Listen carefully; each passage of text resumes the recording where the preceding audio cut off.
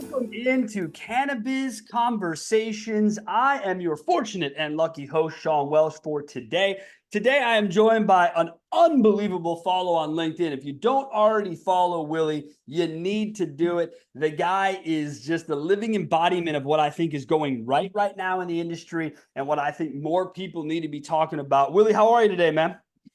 I'm doing great, man. Thank you. Appreciate you having me. Hey, I appreciate you agreeing to come on this new endeavor we have going on here. We're excited about bringing the message to the people. So, Willie, we like to kick the shows off with the origin story, man. I'm guessing you've got a good one. Why don't you lay it on us and start and take us where we need to go? Yeah, sure. So, I've been involved in cannabis for a long time, like late 90s in high school. I started selling weed. I sold weed through college. I didn't finish college, but I did sell weed there. And I started growing in 2006. I started off with a single light in my garage. And then that grew to a 12 light grow in a much larger garage in the Oakland Hills. And after that, I made my jump into outdoor cultivation 2013. And so this year was my 10th outdoor season and my third outdoor season in the regulated market. The regular market. So you've come on from the legacy side into the kind of legalized side, if you will, Willie. Is that right? That's correct. Yeah, I started off, early in California, medical operator, legacy operator, and yeah, this is my first foray into the regulated market here in Michigan.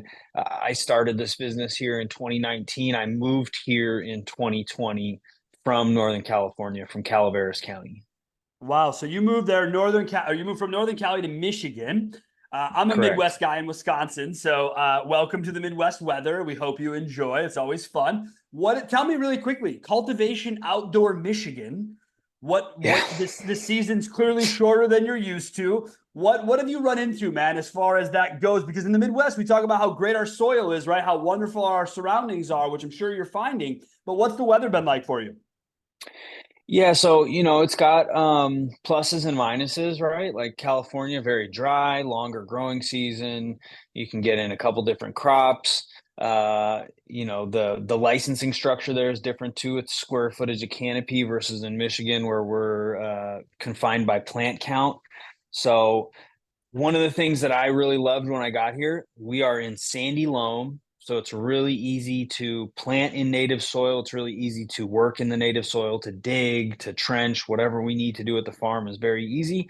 Also, the water table, I mean, this is the water source in North America. So like in California on my farms, some of them we would run out of water in the end of July, beginning of August, and then we'd be trucking water in.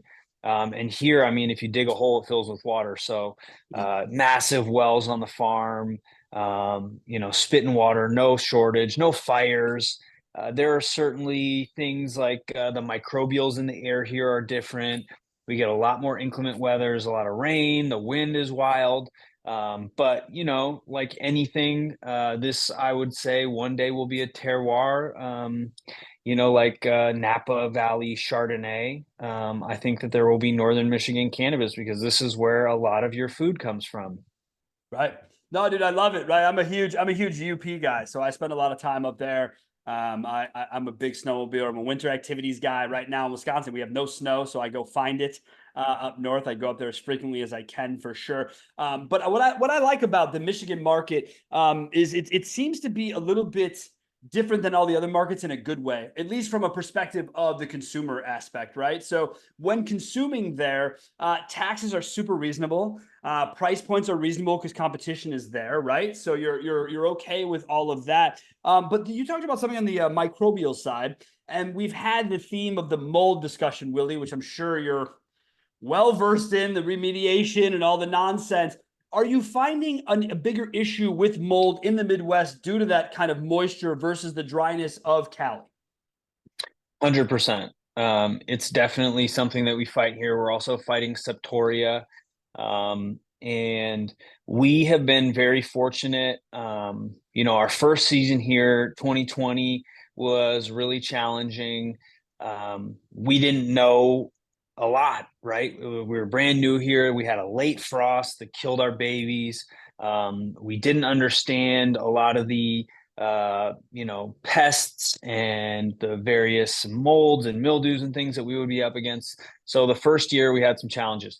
The second year, 2021, we really came up with what I would consider is a killer IPM plan, a killer plan to control the microbials. We got a really awesome electrostatic sprayer from On Target that goes on the back of a tractor, and it really coats the plants by charging the spray. It actually wraps the plants and gets the underside of the leaves, which you don't get when you have a backpack sprayer. So we test with Cambium Analytica, which is one of the most reputable sources for testing in the state of Michigan. And we passed like 95% of our flower pass for smokable flower, no remediation. So that's something that we're super proud of. We're growing Cali style, high quality outdoor flower for the Michigan market, and people are digging it. Man, I love, love, love to hear this because again, being a Midwest guy, I live on, in an area that's obviously an island of prohibition still here in the state of Wisconsin, surrounded by everyone who has their shit together. We do not, and that's one thing that I've noticed. But when you talk about the no remediation, one of the things that's come up, Willie, and I'd love to hear your perspective, is that remediation can kill flavor, can kill node, can kill scent. Is this how you feel? Yeah, absolutely. I mean, we've had products fail before, and we've had to go get it remediated. It hasn't gone out as smokable flower. If something failed, it got turned into a post-processed product. But I think that there's some stuff like the new Rad Source stuff, allegedly. I mean, that's what they put our food through. Right. So lots of fruits and vegetables. So that stuff is supposed to have less effect on taste, nose, total THC content, cannabinoids. But a lot of the stuff that a lot of the other like the X-ray, yeah, I mean, it's definitely got an effect on the product. Okay. All right. That's yet another voice in the industry that is saying, yes, there is a remediation change to the plant, structurally speaking. And I think it's important because, one of the goals of the show, Willie, is to bring the information to the consumer, right? And I think I want consumers to understand that it's okay to hear the phrase, right? Because mold's in all your food, people. So if you sit here and you think it's just a weed problem, you're wrong. If you eat bread, if you eat gluten, you're ingesting it daily with wheats and everything that goes on. So we all know that part of it, but it's important consumers understand that there is testing. There are parts in the process that sort of stopgap that, right, to make sure that no one's getting anything unhealthy. You spoke to it right there and said, hey, if it doesn't quote as smokable flower, it gets turned into product. Example of that, Willie, are we talking tinctures? When you say that, what exactly can you turn unsatisfiable mold, flower into on the product side? Right. So most of the extraction processes will leave behind any uh, mold or mildew or any of those kind of unwanted microbials through the extraction process. So Because of the heat, distillate, Willie? because of the extreme cold, like so we do butane extraction, which is done at -40 degrees. And so that is removing the THC and the cannabinoids from the plant matter, leaving behind the plant matter, and that product comes out. I mean, distillate at the end of the day is like our distillate's 92 to 94% THC. So there's no mold, mildew, microbials that come through in that process.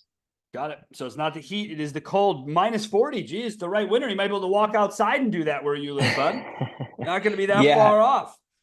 Yeah. I mean, when they're running that stuff, those machines are completely just covered in ice. Right? They're just got the freezer burn on the outside of them, right? It's Totally. wild. It's really wild. I've been in the game. Let's see. Like you, I like to call myself an agent of the plant at a young age, right? Someone who is willing to take it to other people and bring it to other places.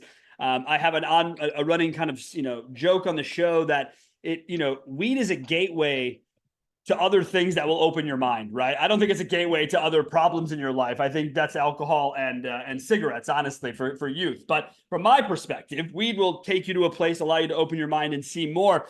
When you started out late 90s, when we found it as weed, right? As kids, right? We're like, this is cool. We're smoking weed with our guys. Talk to me about when in the process did you find the medicinal value or the power of the plant to be something more than something you shared behind an alley with buddies? Sure. I mean, I started 13 years old smoking and just fell in love immediately. I'm actually sober now. I've been sober for 12 years. I was a serious opiate addict. And so, abstaining from cannabis has been part of that. I have tried it a couple times. It just doesn't work for me anymore. But it wasn't really until I started growing and specifically growing outdoors that I really understood like the medicinal properties of the plant. When I started growing outdoors and taking in California, we would say we would caretake for 15 people, right? And so I would have 15 different patients who I had their prescription, and we would Yep. laminate them and put them on a piece of plywood, and we would put it up in our field so that when the helicopters flew over, hopefully they would see that we at least had people's prescriptions. We did the same thing, but we had to put it under our door because we were indoor growing for people. So that my lawyer was like, look, just put everything under your front mat. Anyone knocks on your front door, tell them to take a look at your mat, leave my business card, have them call me. So it's really, again, you're right about that was a cool time though. I don't know. I really Yeah. enjoyed the early stages of medical. I was in Colorado and it was just, I don't know, it was fun. You know what I mean? You could walk in, you could Oh yeah. crack a little mason jar, let someone take a sniff, throw it out wholesale to each other. It was, I don't know. It was more fun. I sound like the old days, but it was more fun. No, I mean, you're absolutely right. I miss those days. That was a lot of fun. It was a lot more relaxed. It was more authentic, certainly than it is now, and more about the culture, and more profitable. A lot easier to run. You didn't have to be amazing or genius, super sophisticated to run a business. Nowadays, if you want to make money in cannabis, you got to be pretty legit. You got to be in the business side, and I've been on the backside of the business for forever because I run a company in automotive. Has nothing to do with this. It's always been my hobby. My wife and I were growers in Colorado. I'd work 70 hours in my dealership, come home, and that was my freedom. I don't have kids, little children kids, but when I was growing, we had 80 to 100 kids at one time, right? And it was just a joy for me to go in there and relax and find it. So I want to just take a quick run back here. 12 years of sobriety. Um, what's that been like for you as a part of this industry? Because obviously, attending industry events, going places, 12 years in, I'm sure it's a lot easier now than it would have been 3 years in. But what's that experience like for you, man, right now on being in an industry that's clearly about, as I said, a gateway to other mind expansion, other things in the sobriety realm? What's that been like for you? Um, in the beginning, like when my first outdoor season, I only had a year sober. And so like my mom had some concerns about it, but I just told her like, hey, I'm doing this. It is what it is. And there are certain like preconceived notions when you go to an event and tell somebody you don't smoke. It's like, oh, is this guy a Chad? It's like, look, I'm not a fucking Chad. I've been doing this long before the government said it was legal. I was doing this long before you were doing it, so I don't want to hear that shit. I took the risks. I ran the gauntlet down 101. I ran the gauntlet down Highway 4. I've been doing this. So people, luckily, probably maybe because of the way I look, I have the tattoos. I had a big beard until a couple months ago, that I don't really get any pushback from people. I think also the fact that I'm pretty public about my recovery, that people kind of get it. But yeah, I mean, there's a part of it like, I mean, I sell weed, right? And I sell weed that I don't try. And that in my former life, I could tell somebody like, this is exactly what this is. This is fire. Right. This is what the high is like. This is what it tastes like. And I don't have that frame of reference anymore. But I have a pretty good crew of snobs around me, guys that I brought from California, OG growers from Cali, OG caregivers from Michigan. And so when those guys tell me something is good, I can take their word for it, and I feel good going out and selling it. I like that. So let me ask you, if you brought the crew, right? You have more than one person agree to come with you, right? Yep. Probably a spouse, family, we all agree to do it. We did it in 2020, which probably couldn't have been a weirder fucking time to make any sort of move in your life ever. Why Yeah. Michigan, Willie? You know, a friend of mine was from Manistee, Northern Michigan, right up here. He owned a bowling alley here, and he was going after a retail license and wanted a partner to share in the financials.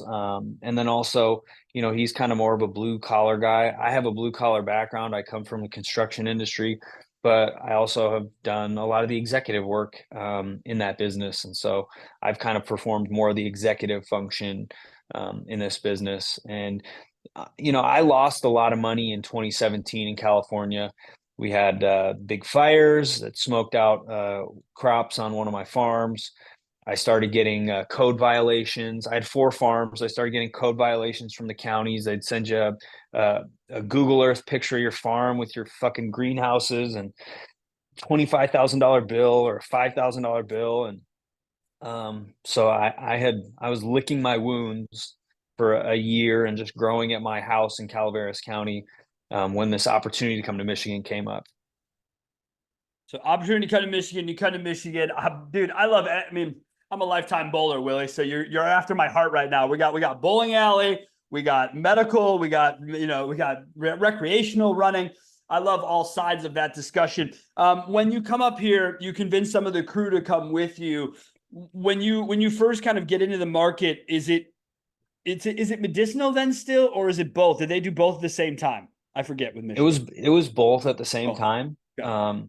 In the beginning there wasn't very much adult use product in the market, and we were with everybody else, sprinting to get a crop out, sprinting to get a store put up, fighting through COVID. So yeah, it was definitely a very challenging time to be starting a business, but really fortunate that we had a great group of people here who were on board with us and saw the vision, saw the dream, and helped us build this thing. And most of them still work here, honestly, to this day, which is pretty rare in cannabis. There's a lot of turnover. Yeah, there is. And I come from the automotive industry, like I said. So I'm used to that part of it. I'm used to people kind of churning through, turning over ideas, turning over people, which is never like, I don't know, it's never great for, for anyone. You're not gonna, I was just talking with a client yesterday who was like, look, I'm gonna change things again. I'm like, dude, you're changing everything 90 days. What do you expect to get from this? Like, really, if I changed any habit of mine every 90 days, I would be a disaster. Like a disaster. I wouldn't get anything done because I'm so structured in my life to make sure I get it all accomplished. Willie, so you have a storefront right now in Michigan. I have 3 storefronts open and operating, and I have a 4th one that we are in the process with in plan review with the city of Lansing. Awesome, awesome, awesome. What's the name? Heritage Provisioning and Authentic 231. All right. Check them out, people. This, if you're up in northern Michigan, this is the place to go. As we've already talked about, dude is a total OG, knows his shit, brought his crew with him. I love it, Willie. One of the things I think that's really stood out for me about watching your journey is, at least from what I see in LinkedIn, right? Is I've seen your honesty, right? I've seen you come up and really just kind of put a forward foot on the idea of culture, on the idea of what people should be looking at, what they should be talking about. But one of the major things that I think has really come up for me with you is mental health. So when you talk about mental health, if we could for a second, if I get too personal, just stop me, tell me, no, that's not cool. Um, Being gone, then that you've been sober 12 years, did you take the traditional rehab route to that, or did you take your own route? What does that part of, your steps forward look like? Yeah, so um, I've been to rehab twice. The first time I went for a month, it didn't work. When I went back a second time, I had like really lost everything, homeless, lost my business, lost my girl, truck getting repoed, complete, $100,000 in debt, just complete wash, right? So I went to a long-term facility. 6 months I spent there, and it was like a county funded facility, not nice, not high end. Kind of it's called a therapeutic community. it's a kind of an aggressive form of rehab where they really kind of smash you down and smash your ego and then build you back up and smash you down again. And so that's kind of where like the basis for my mental health stuff comes. I mean, I spent 6 months completely removed from the world, no contact, no news, no phones, no emails, no nothing. Just talking through my problems and figuring out where, this gaping hole in my soul came from that caused me to take, $500 worth of Oxy every day. And all the other shit that I was taking too. But yeah, I mean, mental health is a big, big part of my journey because, that's the reason that I started doing drugs, right? Was to, stop this feeling that I had. And when you remove the drugs, those feelings are still there, right? And so that's something that you have to work through. Yeah, that is there. It's funny, we've all kind of had our past with it, right? And I'm not a rehab guy. I never had a positive experience with that. To me, it was about how I needed to rewire myself, right? And I'm an addict of everything. I don't care what it is. It could be sex, drugs. It does not matter. I am an addict at heart of all of it. I love excess of all of it. So what I had to find out is a way to manage, right? Is a way to say, how can I enjoy what I like without it costing me everything? Because that's where I think we all draw the line, right, Willie? I think we start to Yeah. see where it affects everyday life, business, cars, houses, families, relationships. That's when we say to ourselves, things are damaged, right? Things are broken. Yep. For me, I'd been a lay down drunk by the time I was 19 years old. I bought my first house when I was 20. I've been in the car business doing very well for myself before I was making more money than my parents at one point when I was 20 years old. It wasn't helpful. There isn't a lot of education about what to do when you come into money from like the middle class and all of a sudden you have a 6-figure life. No one's really helped guiding that, right? No one's talking about that. And so what did I do? I took my buddies out to bars. I had everyone over to my house, threw massive parties, put everything on the table. And it was just sort of an end all be all that when I met my now wife, then girlfriend, she was like, look, this booze thing is ruining your life. All these people are only here for your money. Watch this, stop drinking, see what happens. I don't want to stop drinking. So I went to my dad, who at the time had been sober 25 years. And I said, hey, what's this deal with drinking? Like, I don't really think I need to quit drinking and this and that. And he's like, why don't you just do it? Just do it and tell me what you come up with. Right. So I quit. I come up with it. 90 days in, I'm like, all right, I get it. This is cool. But I like the taste of beer. At the time, I was a big Newcastle guy. That's all I was drinking. So the hippie in me everywhere I go. And so I'm like, I said to my dad, I like a beer. I like the taste. He's like, what does that mean? I said, I'd like to have 2 or 3. And straight as day, Willie, my dad looks at me, he goes, what the fuck is the point of 2 or 3? I go, what do you mean? Like, I can just strap on a little buzz, go to bed. He's like, that is the dumbest thing I've ever heard. If you buy a 20-pack, you drink a 20-pack, you get loaded, and you go to bed. I'm like, I don't want to do that. So he and I debated. I stepped back in. But what I found was people have a negative connotation about the idea of rehab or the idea of what it takes. Did you run into anything within your family, friends, people who sort of saw it? I don't want to say as a negative, but maybe as a weakness, Willie, I think might be the way to say it. No, I mean, I was, I was a really serious drug addict, multiple overdoses. People were worried about me. I had friends in my family do an intervention. I was non-functioning. I was not a functional drug addict. I was a complete and total drug addict. That's all I did was do drugs or do bad things to get drugs. So everybody was really happy that I got sober. But I do know what you're talking about. And I'm a complete addict in every sense of the word, in every aspect of my life. I can get addicted to protein bars. I can get addicted to working out. I can't drive.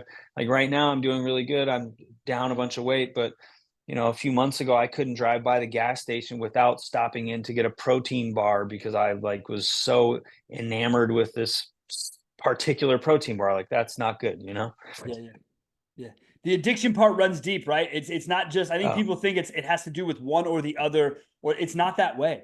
To me, it's a mindset, right? I like you. I'm addicted to. I can be addicted to anything. I'm addicted to work, Yeah. right? I work all the Yeah. time. This is a side job, right? And I fill up my calendar with it. It's like, what have I done? I keep working with it. So, Willie, what do you do, man? Like, what's the mental health sort of? I know there's not like a daily regiment, I would imagine, but how do you sort of day to day, week to week handle your mental health? What do you do to address it? Are you a therapy guy? Are you a meditation guy? Are you a yoga guy? What are we doing on that, if anything, to kind of ongoing? Yeah, so the stuff that I like, the content that I put on LinkedIn is different than the content that I put on, say, Instagram. So I am very big on my routine and my habits. Like for me as an addict, and somebody who's very obsessive compulsive, having strong daily habits and discipline in my life has been everything for me. So I get up at 3:45. I used to drink coffee. Now I drink mud water. I sit in quiet reflection for a little bit, and then I get into my day. I do some writing, I work out, I have a cold plunge, a sauna, and I have to do those things.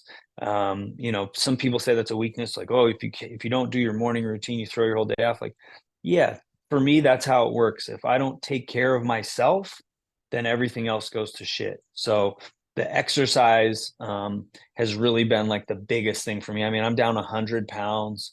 It has completely affected my self-confidence is much higher than it's ever been. And it's also really been excellent for my mental health. All the negative self-talk and the ruminating thoughts, it really helps that a lot. The daily routine is a big one, right? And I completely agree Massive. with you. You know, I'm a night owl, so I am not the morning guy. So my routine, the way I go through my work, the way I do things, kind of takes me into the evening. And I sort of let the mornings come as they come. But once I'm up, I go about a certain way of doing things, and I get through it. When you find it's interesting you said that about people with the whole weakness and the idea of the morning routine, etc. I've run into a little bit of that fervor elsewhere. But let me ask you something. You said it's different, your share about what you share on, let's say, potentially like an Instagram, maybe like a little bit more personal platform versus a LinkedIn, which is apparently more business, which honestly is really trending in a sort of mixed way. Why that? Why that discernment? Why that difference for you in the posting world? Yeah, I mean, so like the first content that I ever put on LinkedIn and my my original content for a long time was I would sit in my ice bath every morning and talk about the cannabis industry. And as I learned about LinkedIn, it became apparent that video just doesn't perform as well there as written content. So I like writing anyways. I kind of switched to the written content. And LinkedIn for me is very much a cannabis community. It's the only platform where we can talk openly about cannabis and we don't get shadow banned and we don't get canceled. And so when I look at my Instagram is really fitness and mindset and addiction, sobriety, that kind of stuff is more what I put out there. Well, I say bring it all over this way. You know what I'm saying? I want to see more of it on LinkedIn. I want to hear more of it. It's funny you say that about video on LinkedIn because it's all I do. I don't write. I talk way better than I write. I write like a fucking fifth grader. So I don't get into that. But I do video all the time. And all my buddies are like, dude, you got to diversify. You got to use the algorithm. Well, I don't play algorithm games. I don't give a shit. I use social media for me. It does not use me. There is a difference. I post 3 times a week. I'm structured like we've talked about. I do things a certain way because that's what fits my lifestyle. I'm not on social media to like try and be an influencer. I'm here to get the message out wherever I can. But there's something about the social media, right, Willie, when we talk about being addicted to something, whether it's the likes, whether it's the dopamine from the engagement, whatever that is, it still exists in social media. Do you find that happening to yourself when it comes to social, kind of maybe getting too deep at certain points? um, to be honest with you, I struggle to do as much as I should. Like, I've engaged experts in the field. I've worked with social media professionals. I've had somebody manage my social media for me before. And like, to grow a LinkedIn community at a certain pace, they want you to be commenting on other people's posts like 30 to 50 times a day. I just don't have time for that. Yeah. So I'm kind of a post and ghost kind of guy. I do go back a couple times a day to respond to comments because I know that that's important. But I really struggle actually to make content more than anything. I don't consume a ton. I kind of struggle to make myself do it because I know it's really important. I am trying to build a community. I have a mastermind for cannabis operators that I've started. It's all come from social media. I am committed to building this personal brand and making sure that I have a voice as a legacy operator in the regulated space. Dude, I hope so too. I hope that voice continues to grow out because it's, you're right about what happens on LinkedIn. I tell people all the time, I post 3 times a week. I probably comment 3,000. And that's how I've gone about building the community. And here on the Cannabis Conversation side of things, we're growing it slow. We're just, my team has a distribution model, Willie. So what we do is we create the long form with you, and then we just blow that message out a million different ways to every platform we can, breaking up. When we're done here, before your show goes live, you'll get what we call an asset pack. For a guy like you, you're going to love it. It's going to make all the clips of what we've done postable right away for social media. You have them at your disposal. Do what you want with them, right? Right. So we're trying to do something Love different it. because we know it's about blowing it up, right? Filling the pipes, getting the message out. And hey, man, I'll tell you on the content side, because I do a weekly podcast for myself, and then we do this show, which is also weekly for right now. Content is a mother, right? It's a lot. It's an overarching Yeah. piece. What I recommend to people is, I'm sure you do something similar, but have a notebook, man, and just slash out a thought with 2 bullet points and leave it. And just let it sit there and do another one. Next thoughts, 2 bullet points. Because what I find is that notebook fills up, and then I can just go reference that shit at ease and go, oh, those were my 2 thoughts. Oh, let's expand, let's add. Because if you sit there, people try to write out their whole posts, that can be tough, man. That can be tough to put yourself through it. So if you're trying to create at scale, have yourself just a little bit of a quick pad to kind of jump in. So with mental health, Willie, you run a team, man. You're a man, executive, right, of an organization. Yeah, Um, I'm allegedly an executive. That's crazy. well, look, those were your words, not mine, right? You No. said you're the boss, right? So Willie, what do you Yeah. do? How do you discuss? How do you chat about mental health with the crew? What does that look like to Willie? Excuse me. Yeah, so like, my one-on-one meetings probably look a little bit different than a lot of people's one-on-ones with their direct reports. I do approach things from more of a holistic coaching angle versus just like I don't like micromanaging people. I like to give people as much leeway as humanly possible, but I do get a lot of excuse me, I do get a lot of questions from the people that I work with about stuff like losing weight and saving money and investing. And so the things that I'm talking to people about on a weekly basis, and mental health are more holistically driven than just like, did you get your TPS reports done this week? So it's like we go through goals, not just work goals. It's like, what do you want to get accomplished in the next year? I want to lose weight. I want to work on my relationship with my son or my husband. And so then on a weekly basis, I'm checking in on all those things versus just talking about TPS reports. Yeah, I got to agree, man. I think when I used to run organizations, or now what the way we run things is everyone who works in this company has a piece of the company. So everyone who's here is vested in what happens next. Granted, of course, I have the most share of that. It's only fair, but it's still they run together. And when we profit, we all profit, and when we lose, we all lose. And that's part of how I want the buy-in to be. I want it to be that fairness. But like you, I want to be continually having discussions about where are you at in your life, right? Because when I notice people's mental health is I notice it in their work first. So the second I see a slippage in work, my first approach is, hey, what do we got going on, right? Where are we at home? Where are we at outside of home? And people will be like, shit, man, I'm sorry. Wife this, kid that. You're like, okay, cool. So like, you're not just lazy and shitty at your job. It's important that I understand the difference because I can work through your outside of work things, right? Again, I don't have kids. So when I have people who work for me who have kids, that's my hardest discussion, Willie, because it's like I try to put myself in a spot where you are, But that discussion, I just literally can't do it. I can't tell you what it's like for me to not have kids and for you to have kids. So when you're the boss, as you are, or the executive, how do you draw the line between excuse and the need for help? Do you know what I'm saying? Does that Yeah, make sense? yeah, it's a great question. Um, and it comes up a lot. And especially for me, being somebody who gives people a lot of leeway, a lot of space, a lot of trust, a lot of chances. Um, I do want to believe in people. I want to believe in their best intentions, and that everybody is inherently good. But if I start hearing the excuses things like multiple times, then it becomes, like, okay, you're just making excuses. I need you to own this. So there's for me, mistakes are okay. I make mistakes all the time. I just fucking own it. And Yeah. if you're gonna make mistakes, you better own it to me, because make an excuse once, okay, I you'll probably get it past me. Make an excuse twice, and I start looking at it a little bit closer.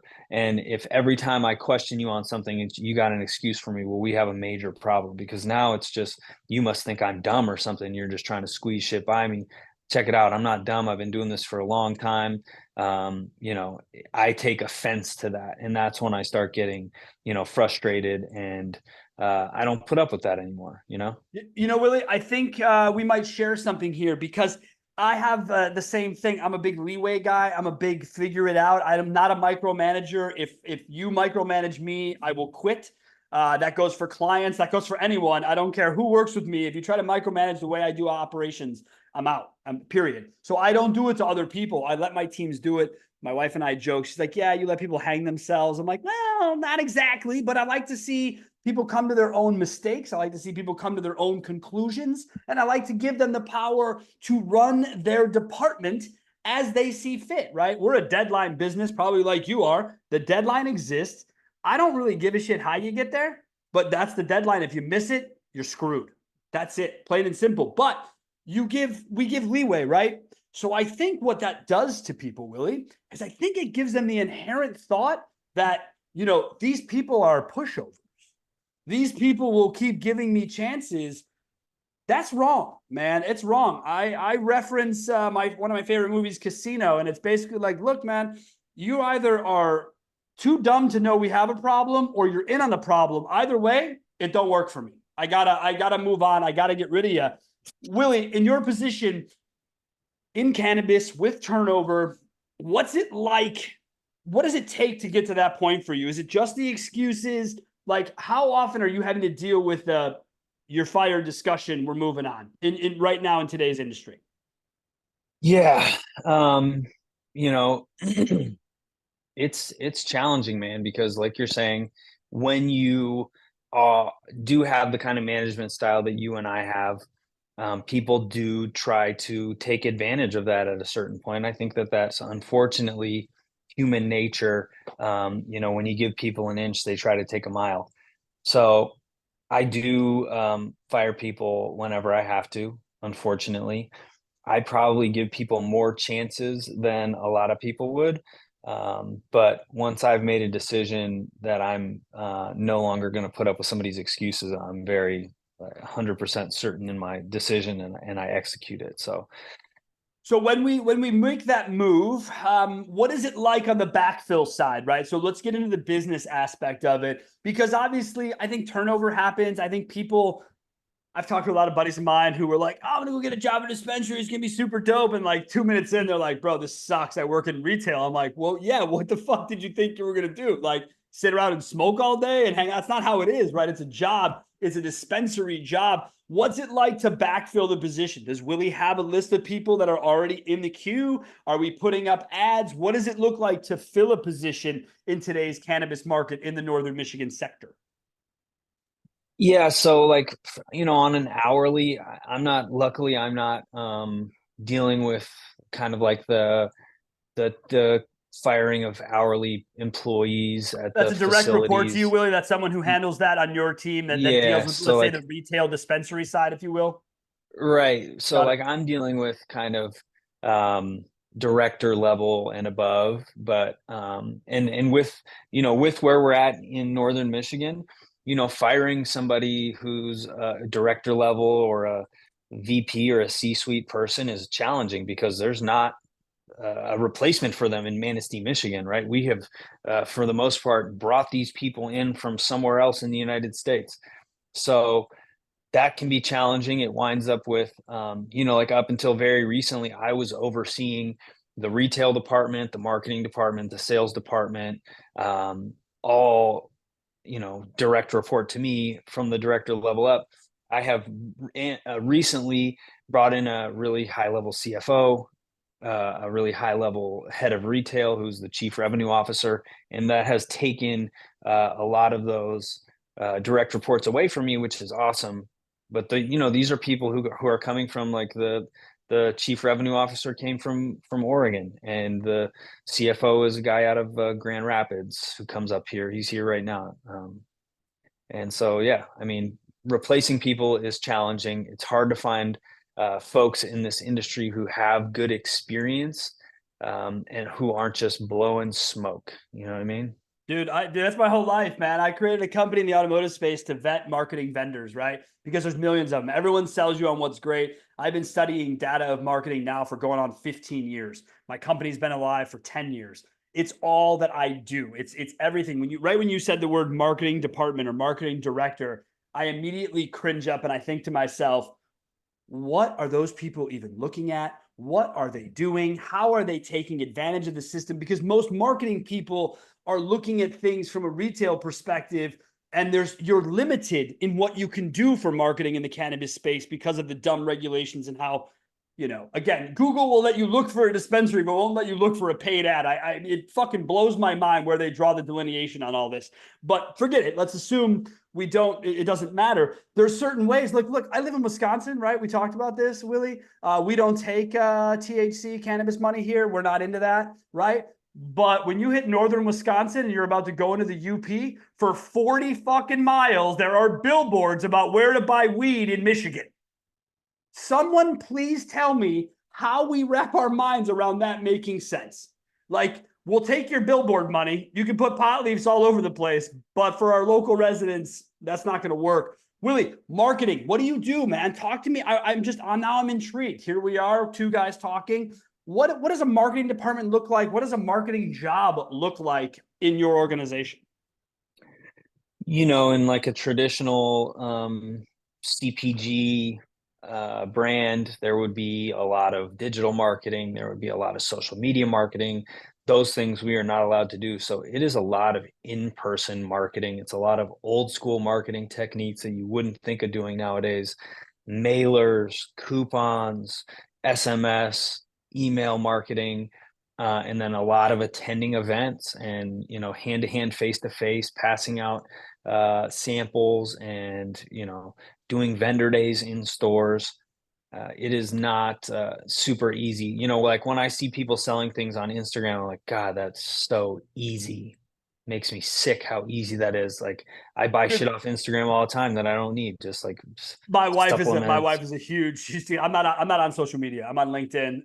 That's it. I don't do anything else. And so routinely, she'll just turn her phone over and be like, "Dude, I'm gonna buy this on Instagram." And I'm like, every other day you're doing that through Instagram, and it's crazy because we want to get it. So I will, Willie. I will tell you. If you don't know the name Aaron Raskin, check it out. Aaron and his team, man, they're about to launch a cannabis only social media platform.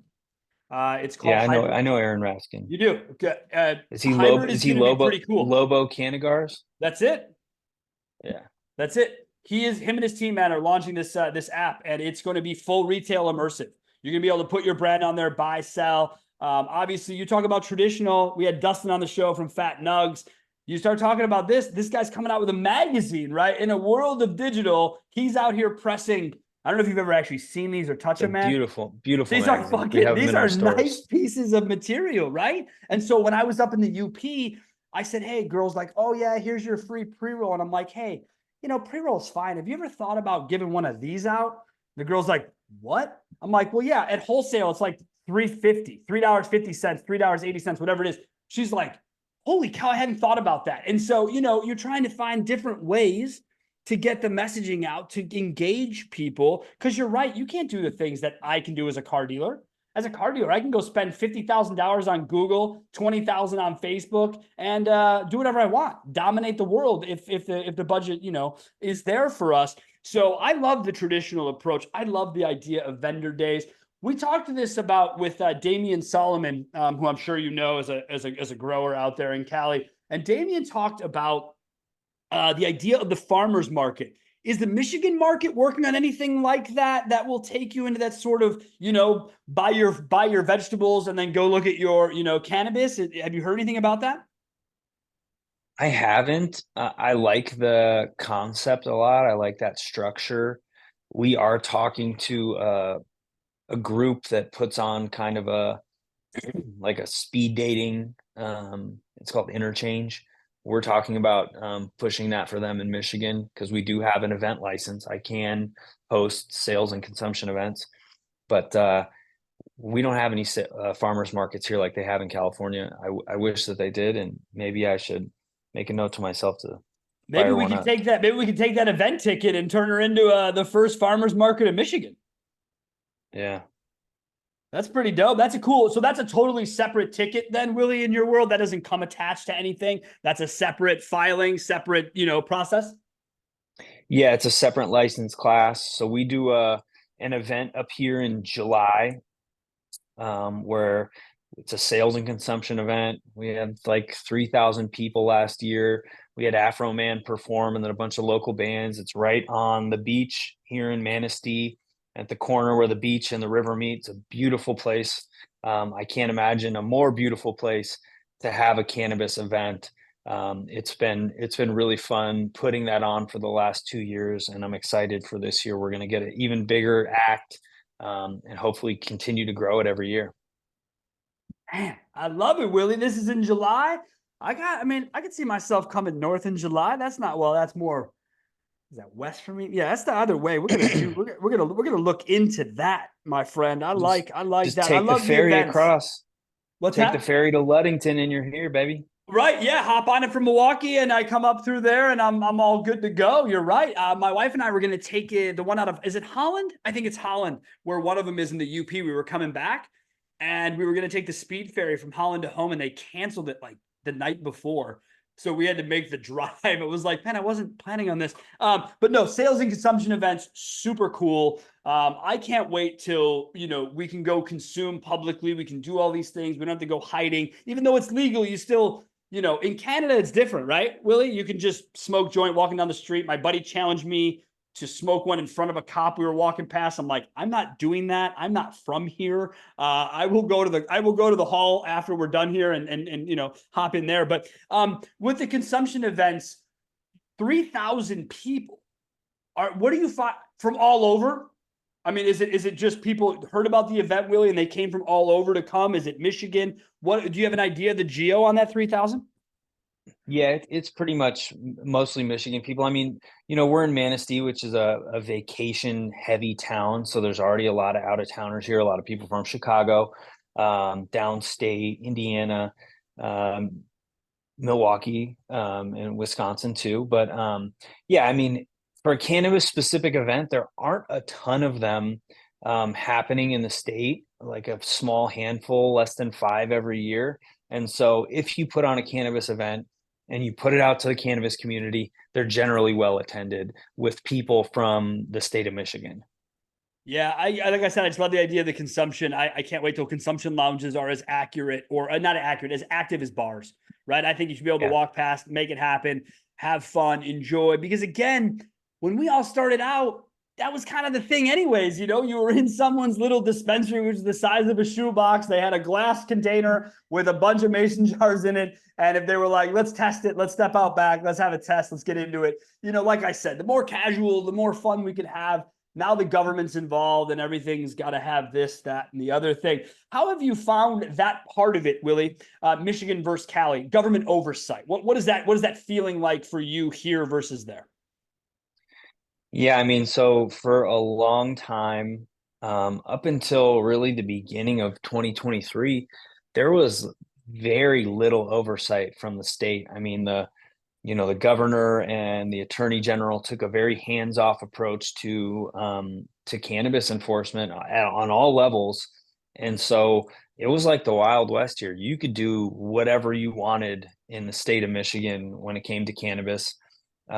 They did, and that really destroyed the market here. I mean, at the beginning of 2023, we were selling distillate for $1,000 a liter. That's the fastest price collapse of any adult use market.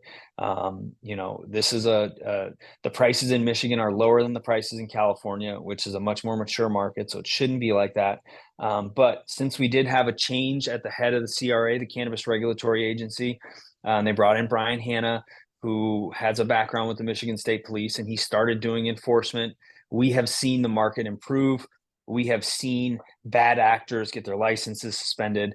And, besides protecting operators and protecting the market, it's really about protecting the public, because what you get when you have no oversight is you get unlicensed product coming from the illicit market and leaching into the regulated market. And so the people in the state of Michigan voted for an adult use market because they wanted tested, regulated, homogenous cannabis products. And when there's no regulation, there's no enforcement, they're not getting that.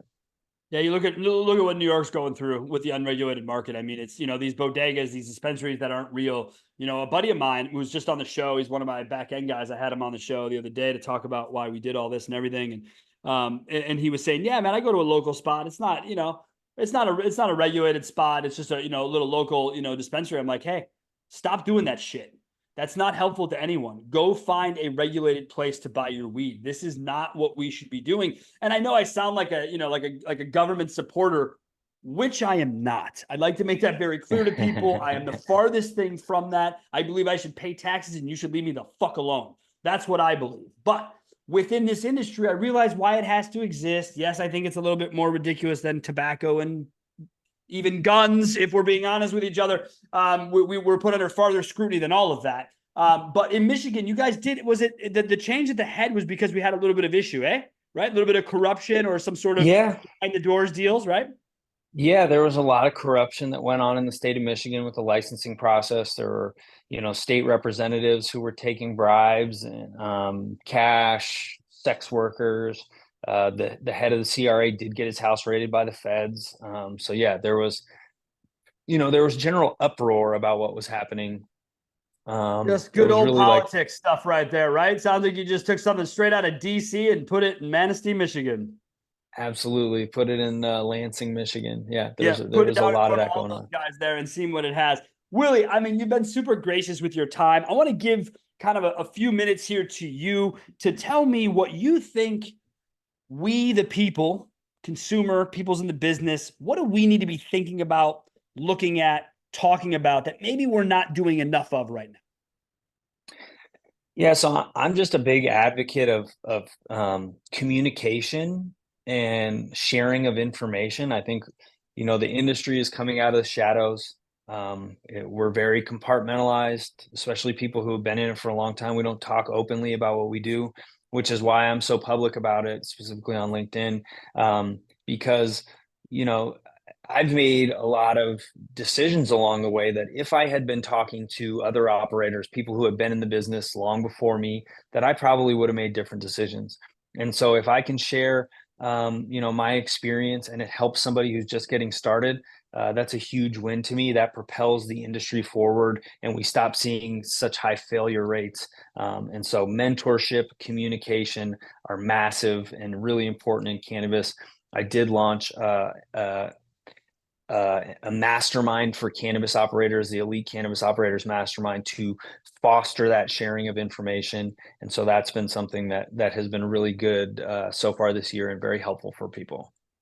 I already, as you were talking, I wrote the word mastermind. I circled it about 60 times on my piece of paper because that to me was the takeaway of what I think your trajectory is on the front of what we're doing publicly, right? Is you bring that mastermind to the table. You say to yourself, this is what it's going to be. This is who's going to be here. What we're talking about, the sharing of concepts. I think is one of the biggest, baddest things we could do for each other. And it's why you go to the industry events. I go to industry events for my industry, and all the people who bitch about MJ BizCon is the same bitching anyone does about any other industry-wide event that they either didn't do well at or didn't attend or didn't think was valuable. It's the same bitching. I don't really care about all that. But the reason I go to my events is not to make deals. I'm a 100% referral company, so I don't go there for that. But I get my referrals from people I talk to, right? People I share ideas with, people who can work with me on things. So the mastermind, are you continually, you see the growth of that? Is that what you're seeing here? More people talking about it, more people sharing it and getting that up there? The Elite Cannabis Grower Mastermind, correct?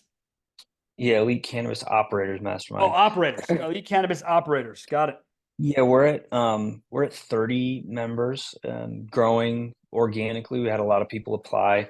As we move forward, like a lot of the regulations that affect us as operators in the state of Michigan, are just horrible, right? The rules were not made with us in mind, right? And I could call out specific things.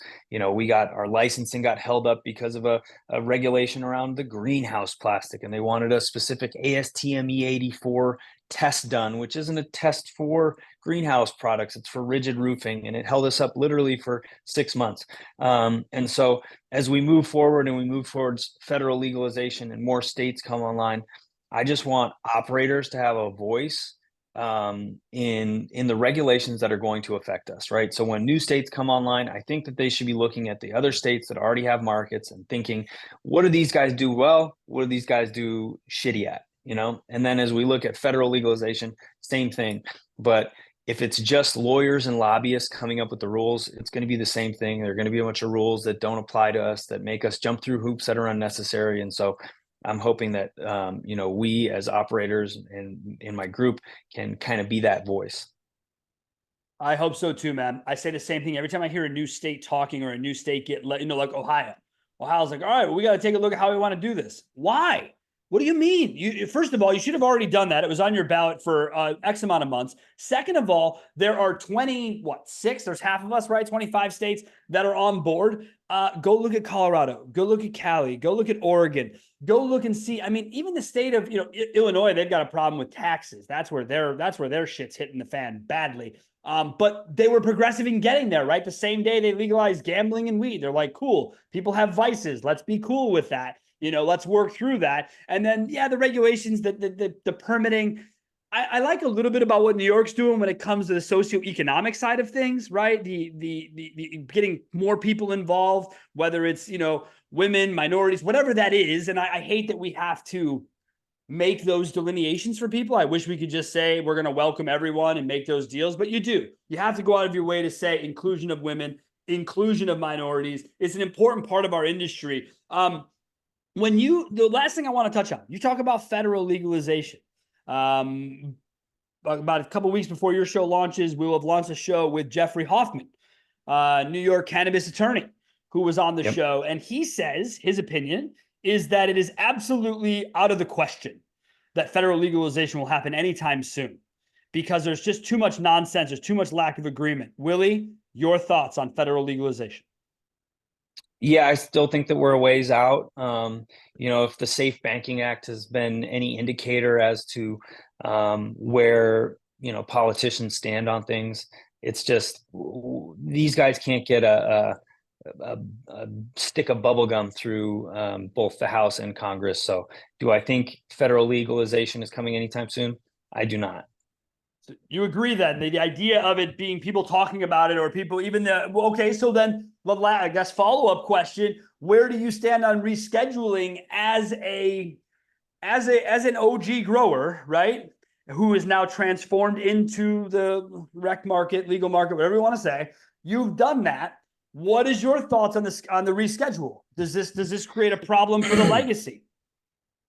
Yeah, I mean, it's hard to say what their real intent is. If there's some sort of,